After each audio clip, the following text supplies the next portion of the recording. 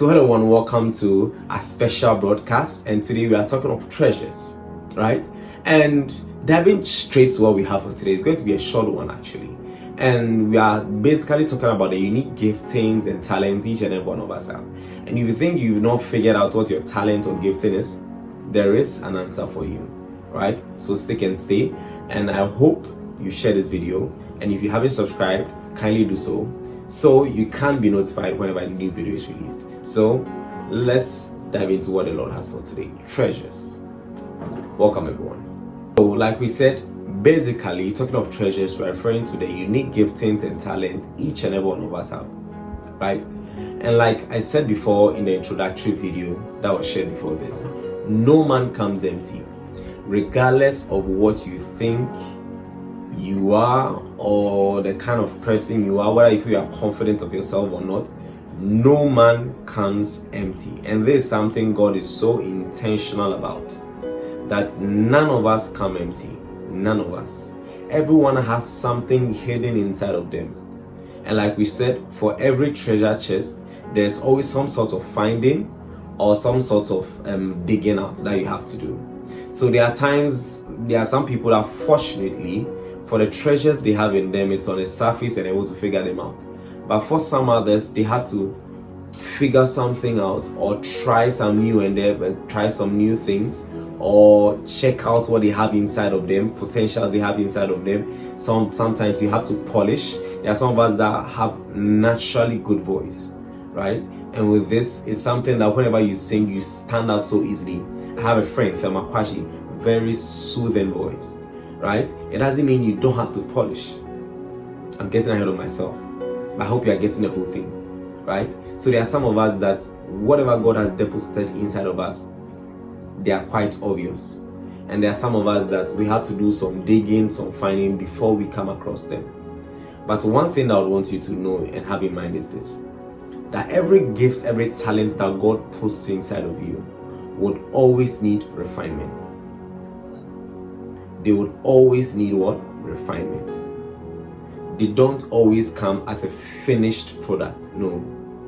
God always puts that responsibility on our side to refine them. I hope you understand me. Because get this, from the beginning when God gave Adam a garden, he knew that, just imagine this, it was a thought that came into mind I think a few years back. How was God expecting Adam to open a coconut? Ask yourself this question. God knew that Adam had to get to the place where he would, mankind had to get to the place where they would devise a knife to be able to open this coconut easily. Because if it comes to wanting to open it by hitting it on the ground, you'd end up losing all the juice in it, right? God knew that man had all that it takes inside of him to be able to make a knife to easily open a coconut.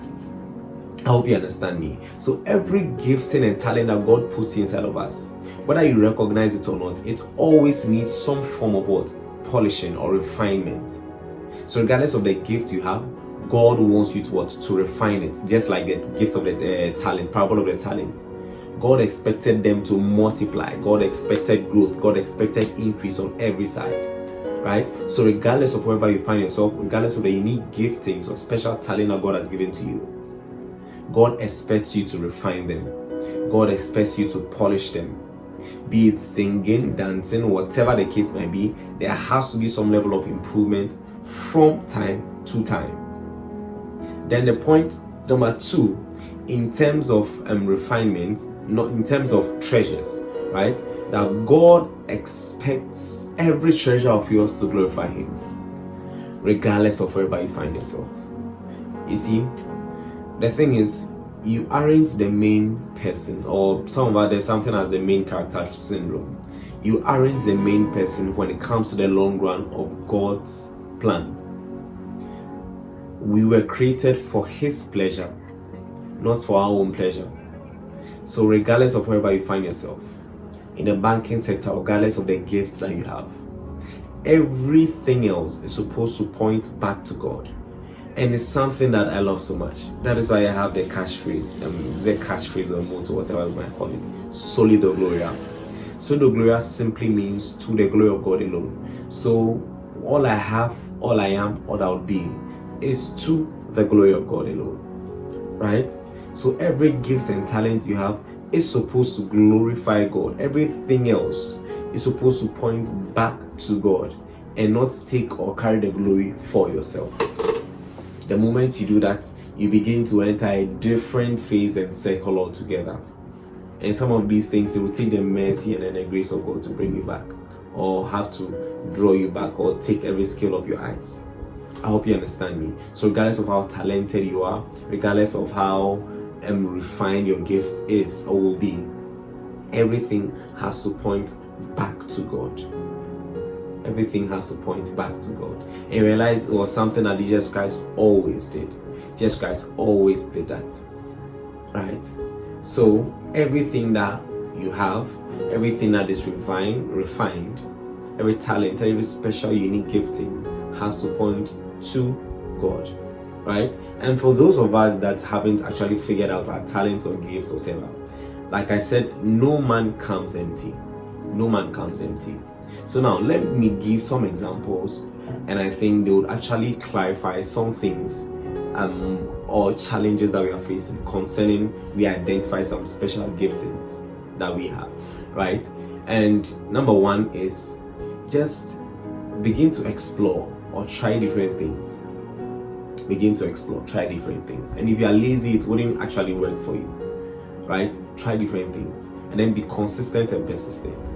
Because one thing that I know and I've realized, that if one works hard towards a particular endeavor, hard work and talent, if talent doesn't work hard work will beat talent. It's one thing that I'm so sure I know of.